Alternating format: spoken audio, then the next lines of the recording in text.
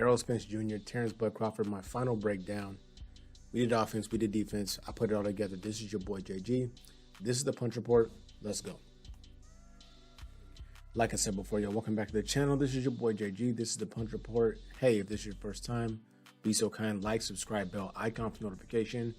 We give the greatest boxing breakdowns out there. No bias, just information, clips, vids, stats, whatever we got to do to show you guys the way and the light. Let's go.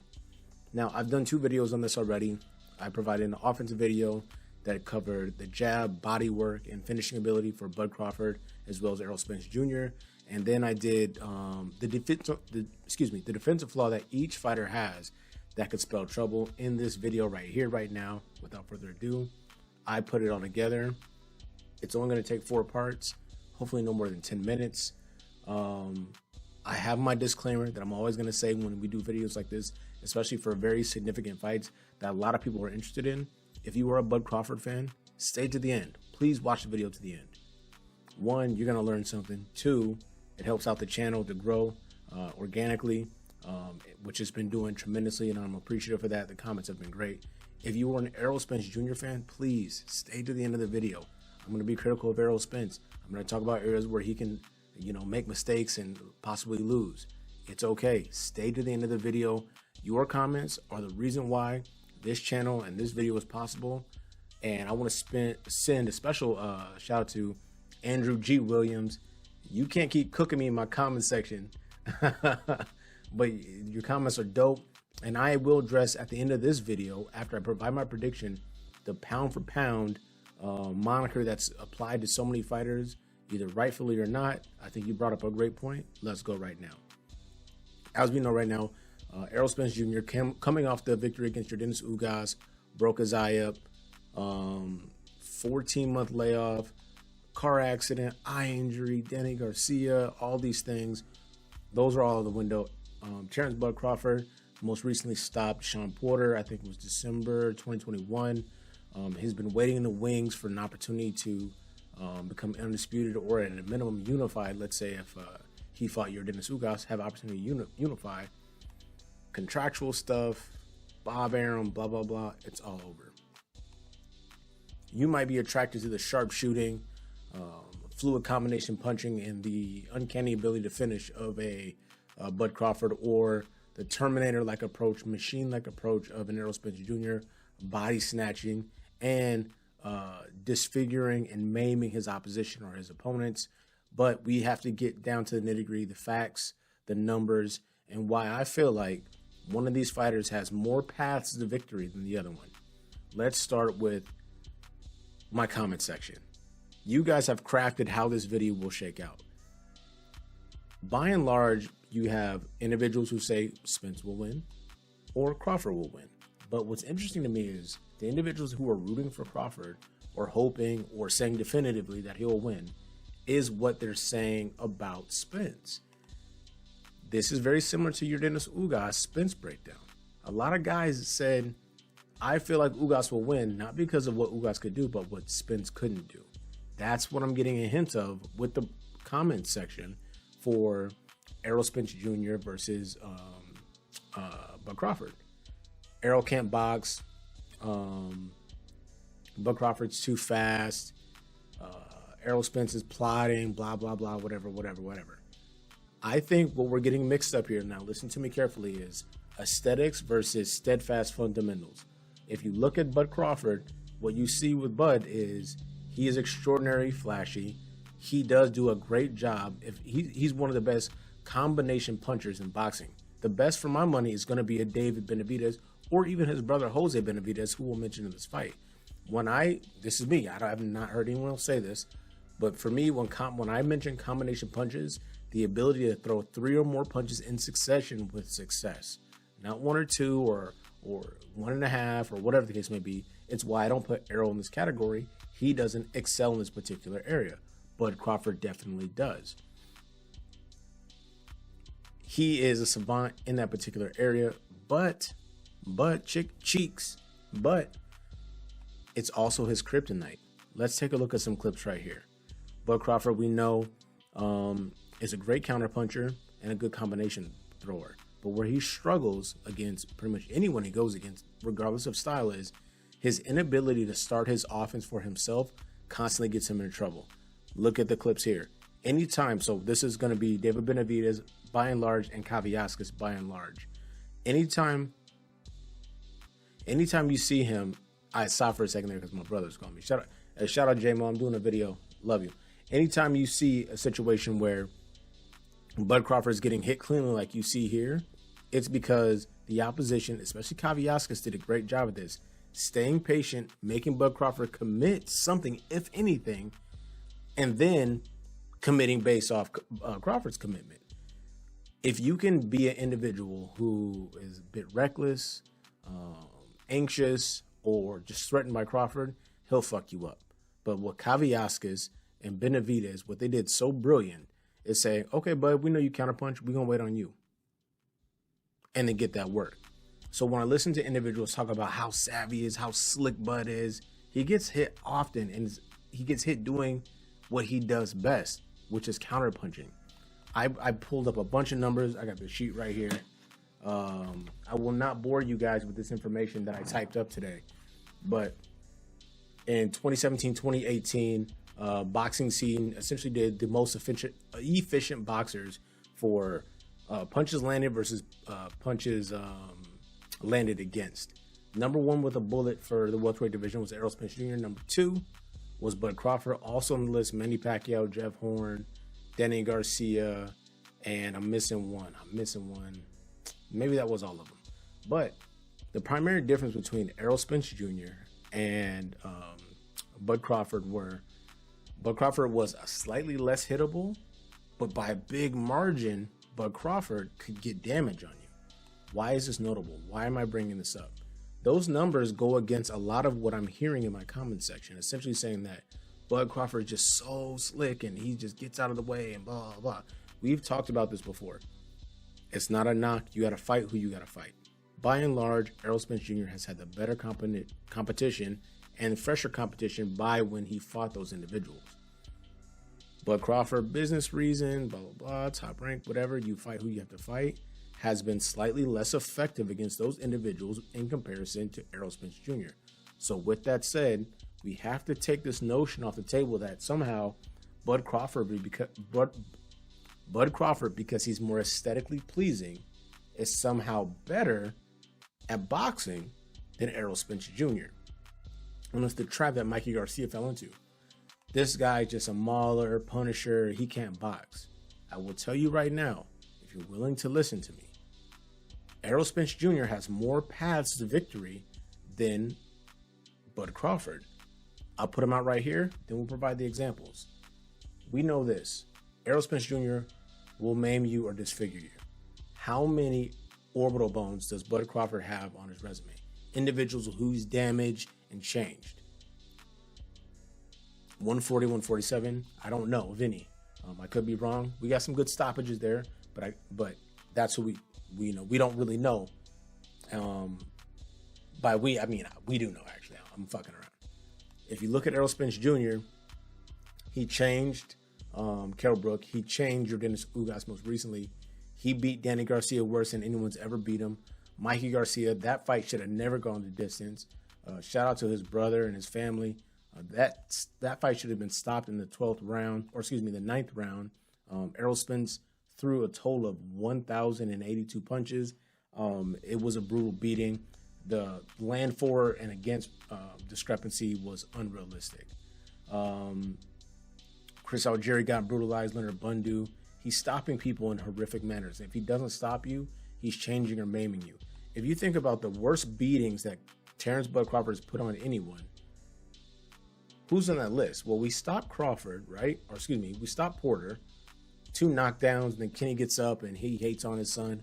And I said this before in a previous video. I said I didn't agree with that stoppage, but I understand it. There's nothing though from a fighting perspective that leads me to believe that Sean Porter cannot continue. I digress. You have Amir Khan getting punched in the nuts and quitting, but he was getting beat up, and at that point got dropped in the first round. And then I go to this fight right here, and I'm putting hella clips in this video. We're gonna start right now. Jose Benavidez, coming off a long layoff and a gunshot to the leg, had no mobility. No mobility whatsoever. Let's get right into the clips right now. These clips are of Terence Crawford doing some of his best work during the course of this fight. Landing shots upstairs, downstairs. He does a great job of staying in a leverage position, outside foot first, attacking the body, attacking the head, and just really serving up Benavidez. Why does this fight go 12 rounds, though? He drops him with 46 seconds left in the 12th. He gets back up, beats the 10 count. Crawford finishes him off. I want to ask you a very serious question. No bias, no BS, no nonsense. If Errol Spence Jr. is in the position to punch on Jose Benavidez in the manner in which Crawford is punching on him, does that fight go to 12 rounds? You can put it in the comment section. You don't have to. It could be rhetorical. It's up to you. Does it happen? I'm going to go with no. And if it does, Benavidez goes to the hospital immediately. Not because his leg was sore from a gunshot, because he has severe internal bleeding, possible cranial damage. That's a reality. So, as I stated, pass the victory. Bud Crawford, his 100% one-shot chance to win this fight is one-shotting Errol Spence Jr. He's got a one-shot Errol Spence. So, Deontay Wilder, Tank Davis, Gennady Golovkin in his prime, Canelo when he fought like Amir Khan or Baldemir or somebody like that. He's got a one-shot Errol Spence to win. That's his only path to victory. The reason why he can't win on the cards is volume and output. Like I mentioned before, if I took his highest output for a Crawford, 579, Errol Spence averages like 836 punches thrown. My prediction was he would at a minimum, throw 713 punches. That discrepancy is too large, especially when you think about the fact that, by and large, even though Crawford's jab is very pretty, but it's largely ineffective, versus Errol Spence, who throws a shit ton of jabs and checks all three boxes: measure, distract, damage. He has a deliberate jab that he deploys. What kind of jab does Bud Crawford have? I know. He has a jab that's kind of like a bait and lure. It's the fourth principle of jabs. So he pumps it and he pumps it. He'll put it out there quick, hard, fast, in an effort to have you chase that back in so that he can counter you to the body, counter you upstairs, and get his combinations off, right? Let's take a look at the clips right here.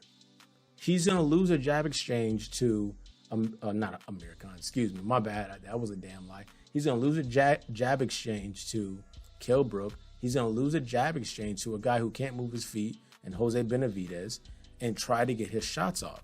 This is his struggle, his inability to initiate offense. If you look at these clips here, Kaviaskis, Mean Machine, he has so much success against Crawford for one reason and one reason only. Crawford can't get offense off on his own. You see him pump the jab, and when these guys don't go for it right away, then he has to commit something 1-2, 1-3, 3-2, whatever. You see the counters happen. You see him get hit flush, clean, especially against Kaviaskis and a bunch of times against David Benavidez. And so I have to call into question this call in my comment section that says, hey, look, listen, this guy is a savant. He's a counterpunching savant, but he's not a Mayweather with crazy, for and against stats like 65-19, 51-23, and stuff like that. Those are crazy punch stats, especially with the land percentage. Crawford doesn't have those. And so if we want to put a bow on all of this stuff, and from here on out, just look at the clips, look at the two fighters, and I have a bonus at the end. If we want to put a bow on all of this, Bud Crawford is a great fighter with tremendous heart and ability and crazy counterpunching ability. He gets hit too much doing the thing that he does best. His hand exchange is poor. So hand exchange is, if I'm trading shots, if I'm coming here and I trade, I need to be disciplined coming home. If I throw my hook, those types of things. Bud likes to throw from right here, and he looks good doing it, and it's fancy, but he gets fucking hit a lot. Stunned, even dropped against Kaviaskis. Take a look at the clip here. You don't have to like it. The ref waves it off, says it's a slip. It's not a slip. Errol Spence's path to victories. He would outpoint Bud, and it wouldn't really actually be that hard. Use his volume, jab, jab, jab, jab, jab, and make Bud Crawford struggle to get offense off, and then counter him with the left hand. He has a tremendous counter left hand. He used it ad nauseum against Sean Porter. Take a look at the clips here. The damage factor, Yordenis Ugas, Danny Garcia, Mikey Garcia, Kell Brook. If Crawford's gonna come in and be reckless and kind of throw caution to the wind and try to get in there, he will get damaged. And think about it, it doesn't take a lot. One clean shot in the high guard, which Bud Crawford does deploy sometimes. Let's look at the clip here against Sean Porter. Then he does it against Mean Machine, and then he does it against David Benavidez. If he kind of gets caught in the middle where he knows exchange coming, he goes high guard. If you let, this is not even new. Go to my old shit. If you go on a high guard at all for whatever reason against Errol Spence and you don't move your feet, you will get damage. It's a fact. And then the third ability is just getting it flat stopped. I think that Bomac and Terence Bud Crawford are too tough for their own good. In a situation where the fight is waning into the 8th, 9th, and 10th rounds, and he's lumped up pretty good, they'll let him get fucked up until it gets stopped. They're not stopping that fight. And that's why I said there was a couple cats in my previous videos in the comment section talking about, oh, I think Errol Spence will stop Ugas inside of 5. That would have been a good prediction if you didn't understand who Yordenis Ugas was and where he came from. I knew it would go beyond that. 7 or more, stopping the 10th, damaging the 7th, because he was willing to die in there. A doctor goes to the corner and says, stop this fight. Those guys are willing to keep going. I feel like it's the same thing for this particular bout. Andrew G. Williams. This is probably going to make some people unhappy, but he called me on this, and I cannot deny what he's talking about. I did a video where I referenced Terence Bud Crawford as one of the pound-for-pound best. The only defense that I will offer myself is this. Pound for pound today does not mean all-time great. It means you're great right now in present day. I think a lot of the times we take what Bud Crawford has done at 140 pounds and we transfer it into the next division, right? He mentioned the fact that how do you get a shot at a belt and your first fight in a new division? Well, you do when it's in-house, top rank, and it's Jeff Horn who's a punching bag. That's how you get it. So to Andrew G. Williams' point, he's 100%. I'm not saying I'm willing to all the way call into question the pound for pound status of Terence Bud Crawford, but I do think that we need to ask more questions and better questions surrounding who we assert this label to as being one of the pound for pound best as we study and assess resumes. Bud Crawford is a good fighter. I'm picking Errol Spence Jr. to win this fight and do it convincingly, if not by stoppage. The only opportunity Bud Crawford has to win this fight is by one-shotting Errol Spence Jr., something he's never done at welterweight. And the last time he did it was against Julius Ndongo in 2017. And he's only done it 4 times in his entire career. And 0 times at welterweight. That's what he's going to need to do to get it done against Errol Spence Jr. But I want to know what you guys think. I broke it down as best I can. Hope you guys enjoyed the clips. Please like, subscribe, bell icon for notification. If you're a Bud Crawford fan, don't get mad.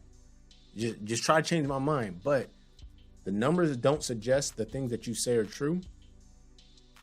Errol Spence has a crazy amount of momentum, and he has more paths, avenues to victory against Terence Bud Crawford. Crawford is indeed special. He can do things no other can't. This might be too much of a challenge for him. This is your boy JG. This is the Punch Report. We out.